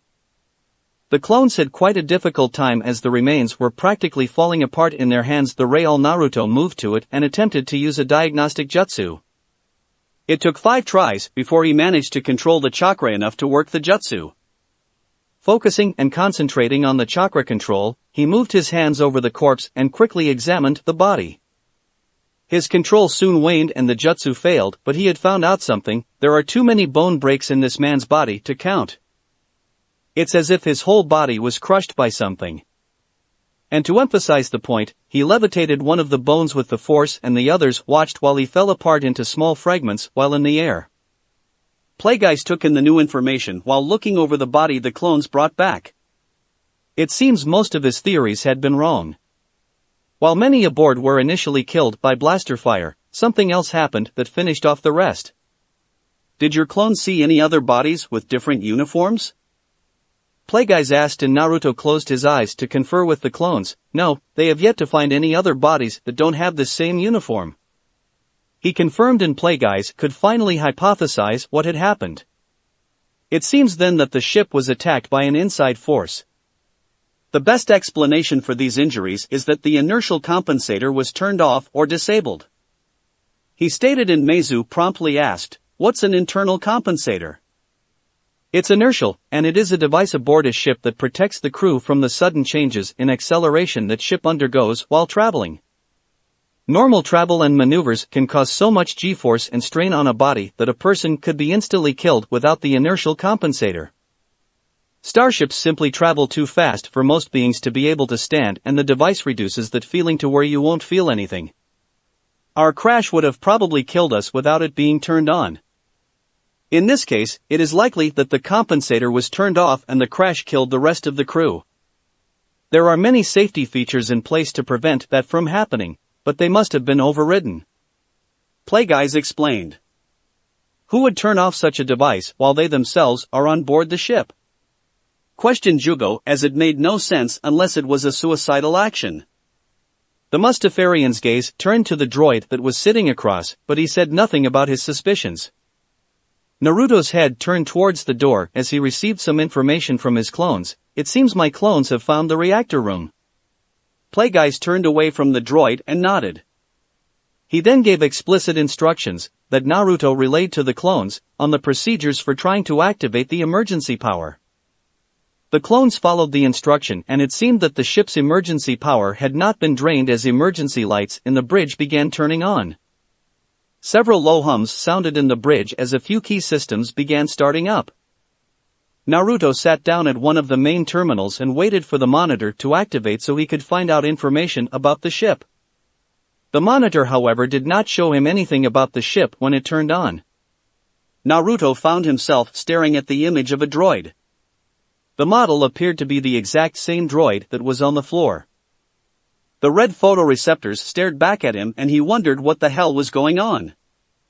Every monitor in the bridge began turning on as well, and the group looked around to see images of the reddish-orange droid staring back at them. Before Naruto could say anything, the droid began speaking. "Greeting, welcome aboard my ship, meatbags." That's it for this reading. Hit like and subscribe for a free ticket pass going to the different worlds of anime fanfiction. Looking forward to having you on board again.